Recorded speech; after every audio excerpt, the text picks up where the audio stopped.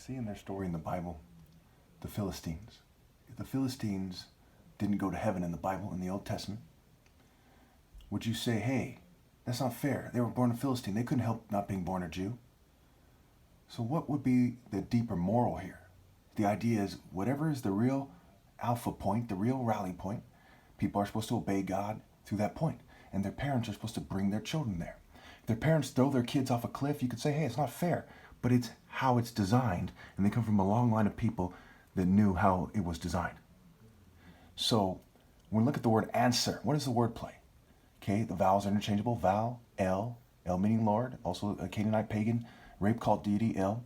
Okay, answer becomes A-N-S, becomes S-O-N. Where? Son, where? Where is my son? What is he wearing? That's why I said Jesus wore rags, because society turned their back on him to some degree. They didn't give him his rightful place.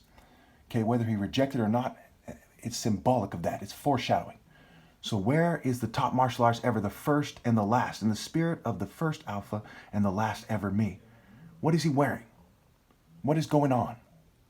Okay, and it's also, are they editing his videos? Are they fuming and poisoning him and changing his flesh? See, the flesh in a sense is clothes.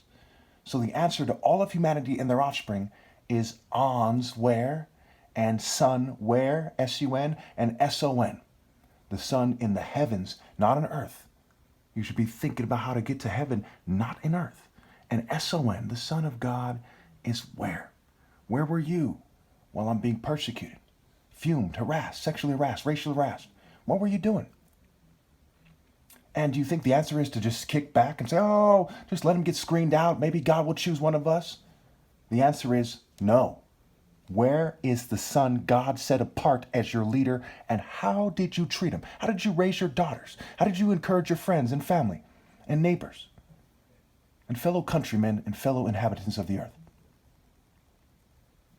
So now let's look at in terms of mental health. Mental health would argue this guy thinks because he's Nigerian, of Nigerian descent, and no one could beat him at sparring, and that people are playing stupid, that he's the son of God. Now some will say, well, don't even give him that credit because they're government assets. We want you to say he just made it all up or something. Just come up with some way to downplay his martial art prowess. Okay, even though Exodus 15:3 says the Lord is the warrior, Lord is his name. So there's universally normal in reality, more reality, universally normal in reality. The word normal is a play on words for N, the letter N, and moral. Morally normal. And there's in the construct, which is a white supremacist construct in this society. For example, if you know that white people have, on average, many times more the generational wealth that black people have. I've seen a lot of different estimates, but certainly it's significantly more. And you know there's racism and nepotism and favoritism, and there's white social clubs, and they dominate things and so on and so forth, and corporations. Is it not racist to judge someone by their social status and wealth? So if I'm not a token minority, if I'm not swimming in corporate blood money, I should be shunned? That's racist, it's evil, it's stupid, it's childish, it's shallow. It's materialistic, it's stupid, right? That's universally normal. Socially normative in the society is the opposite of it. Okay, it's a dog-eat-dog, crony capitalist society. Women are gold diggers. Women won't give you the time of day. If you're not dressed a certain way, if you don't have a certain amount of money, they judge you by the content of your wallet, not the content of your character. This is what is the normal standard. People who are whistleblowers are seen as kind of moral on a spectrum, in a sense moral. People who are complaining about something that is immoral. And they're ostracized and played out as crazy. The Martha Mitchell effect, the whistleblower effect, the code of silence, the blue wall of science, the blue code, etc. Pretty straightforward, right? Socially normative is, what flies in Nazi Germany, and if you live in Nazi Germany, what flies in communist Russia, if you live in communist Russia, what flies in racist, crony capitalist, globalist America, if you live in these places. They're controlled opposition, stupidity, what have you. Universally normal is moral and morally precise. The more morally precise you are, the more normal you are. So when they change my images and my voice and so on, does it matter so much? No, because I have clarified these things and I am in the moral order as the top martial arts. The people whose pictures you see in this series, they are not. They are Freemasons and secret societies trying to cheat me. They are fraternities and kind of behind the scenes groups trying to cheat me.